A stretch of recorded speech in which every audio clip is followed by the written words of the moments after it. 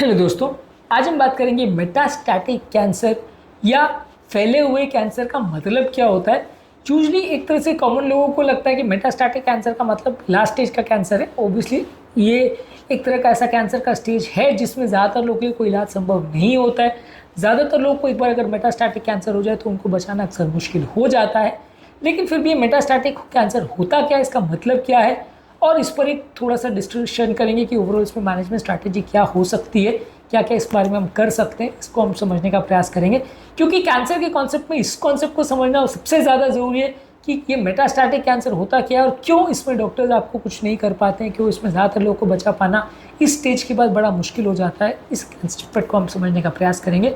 Topic जाने से पहले जो लोग हमारे चैनल पर नए हैं उन्हें रिक्वेस्ट करूँगा चैनल को सब्सक्राइब करें, वीडियोस को लाइक करें, शेयर करें, फॉलो करें, कमेंट करें, पूरा देखें। टॉपिक इंपॉर्टेंट है, इसे एंड तक देखिएगा। चलिए शुरू करते हैं।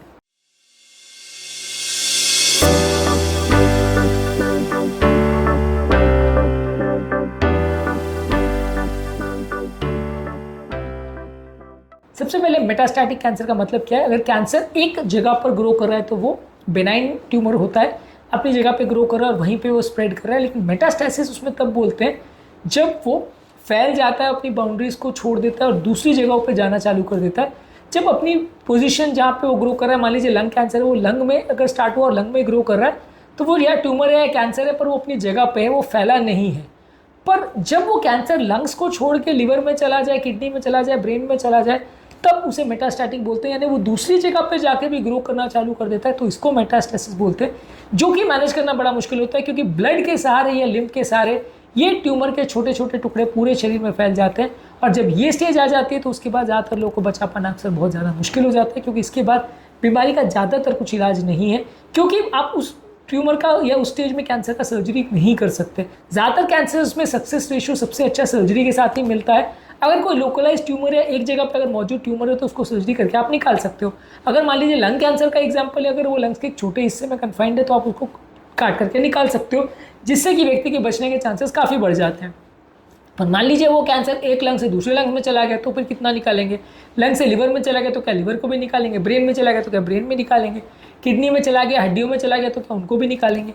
तो कैंसर जब पूरे शरीर में फैल जाता है उस प्रोसेस को मेटास्टेसिस बोलते हैं, जिसके बाद उसका मैनेजमेंट अक्सर बहुत मुश्किल हो जाता है और जिसके बाद सर्जरी लगभग आउट ऑफ क्वेश्चन हो जाती है। उसमें लिमिटेड एरिया में आप सर्जरी भले कर सकते हो, जो मेन ट्यूमर है उसको आप सर्जरी करके काट करके भले निकाल सकते हो, लेकिन पूरे कैंसर को निकाल पाना उसके बाद फिर संभव नहीं हो पाता, क्योंकि ज़्यादातर केस में वो कैंसर पूरे शरीर में फैल चुका होता है और अलग अलग पोर्शन में सब जगह सर्जरी करके कैंसर के टुकड़ों को बाहर निकाल पाना पॉसिबल नहीं होता है। उसके बाद आपके पास खाली ऑप्शन होता है कि या तो कीमोथेरेपी करे या रेडियोथेरेपी करे।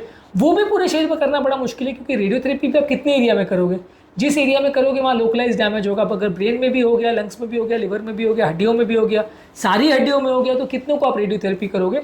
यही कारण है कि जब मेटास्टेसिस हो जाता है तो ज़्यादातर लोग को बचा पाना बहुत मुश्किल हो जाता है, क्योंकि वो कैंसर पूरे शरीर में फैल गया और इसमें सिर्फ कीमोथेरेपी एकमात्र चीज़ है जहाँ पे पूरे शरीर में वो दवाई जाके कुछ कर सकती है और कैंसर को रोकने का प्रयास कर सकती है। पर ज़्यादातर केस में वो भी सक्सेसफुल नहीं हो पाती और ज़्यादातर केस में मेटास्टैटिक कैंसर अपने आप में एक डेथ सेंटेंस जैसा होता है, जिसके बाद ज़्यादातर पेशेंट्स को बचा पाना लगभग इम्पॉसिबल हो जाता है। ये एस्पेक्ट को समझना ज़रूरी है।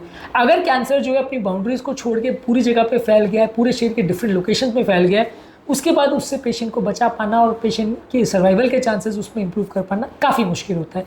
तो की फीचर इसमें यह है कि अगर कैंसर अपनी ओरिजिनल लोकेशन को छोड़ के मल्टीपल साइट्स में चला गया है और वो डिफ़िकल्ट ट्रीट करने में नहीं है, लिवर में, लंग्स में, बोन में, ब्रेन में, ये सबके कॉमन साइट्स है जहाँ कैंसर जाता है। सबसे ज़्यादा वाइटल ऑर्गन्स यही है और इसलिए जब कैंसर वहाँ पे पहुँच जाता है तो वहाँ पे सर्जरी करना बड़ा मुश्किल हो जाता है और ज़्यादातर इसमें मैनेज करना मुश्किल होता है।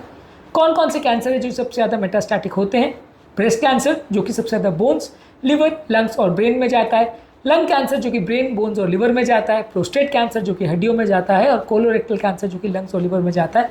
हर कैंसर सेम जगह फैलेगा ऐसा ज़रूरी नहीं है, अलग अलग तरह के कैंसर्स अलग अलग जगह पे फैल सकते हैं। लंग्स का अलग जाएगा, ब्रेन का अलग जाएगा। हर एरिया से ब्लड सप्लाई किस तरफ जाता है या ओवरऑल वो एरिया के कैंसर ट्यूमर्स का किस तरफ फैलने का टेंडेंसी है उस पर डिपेंड करेगा। पर सब कैंसर्स एक ही जगह पहुंच जाएंगे कि सारे कैंसर ब्रेन में चले जाएंगे, सारे कैंसर लंग में चले जाएंगे, ऐसा नहीं होता। हर कैंसर के फैलने का टेंडेंसी अलग अलग होता है। हर कैंसर का ब्लड सप्लाई जहाँ जाता है ज़्यादातर कैंसर उसके हिसाब से जाते हैं।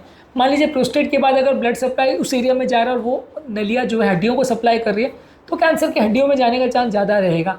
मान लीजिए अगर लंग्स कैंसर का अगर ब्लड ड्रेन आउट हो रहा है, उसमें सिग्निफिकेंट पोर्शन या उसके टुकड़े ब्रेन में जा रहे हैं, तो ब्रेन में या पूरे लिवर्स वगैरह में ब्लड सप्लाई ज़्यादा है तो वहाँ जाने का चांस ज़्यादा होगा। तो जो एरिया में ब्लड सप्लाई ज़्यादा है वहाँ कैंसर के जाने का चांस ज़्यादा है। जो एरिया में ब्लड सप्लाई उस पर्टिकुलर जगह से ड्रेन होता है वहाँ पे कैंसर के जाने का चांस ज़्यादा होता है। तो ये सारे फैक्टर्स है जो इन्फ्लुएंस करते हैं कि कौन सा कैंसर किधर स्प्रेड करेगा। ज़्यादातर ये कैंसर मेटास्टेसिस कैसे करते हैं, या तो वो अपने एरिया में स्प्रेड करते जाते हैं, उसके बाद वो ब्लड जो वेसल्स है उसमें घुस जाते हैं। एक बार ब्लड वेसल्स में घुस गए तो सर्कुलेशन यानी ब्लड सर्कुलेशन के साथ वो निकल के पूरे शरीर के अलग अलग हिस्सों में चले जाते हैं, और रक्त नलियों के सहारे जब पूरे शरीर में पहुंच जाते हैं तो वहाँ पे रक्त नलियों से बाहर निकल जाते हैं। पहले रक्त नली के अंदर घुसते हैं, दूसरी जगह पहुँचते हैं, फिर नली से बाहर निकलते हैं और दूसरी जगह पे नया ग्रोथ करना चालू कर देते हैं, जिस प्रोसेस को मेटास्टेसिस बोलते हैं।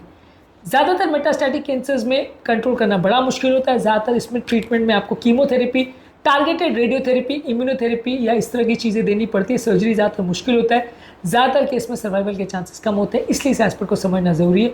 मेटास्टेसिस कौन कौन से फैक्टर से इन्फ्लुएंस होता है, कौन कौन से एरियाज में ज़्यादा होता है, ये सारी चीज़ों पर हमने अलग अलग वीडियोस किए। मेटास्टैटिक कैंसर के ट्रीटमेंट पर भी अलग वीडियो किया है, इन वीडियोस को भी ज़रूर देख लीजिएगा। उम्मीद करूँगा कि आज के टॉपिक में कुछ नई बातें जानने को मिली होगी।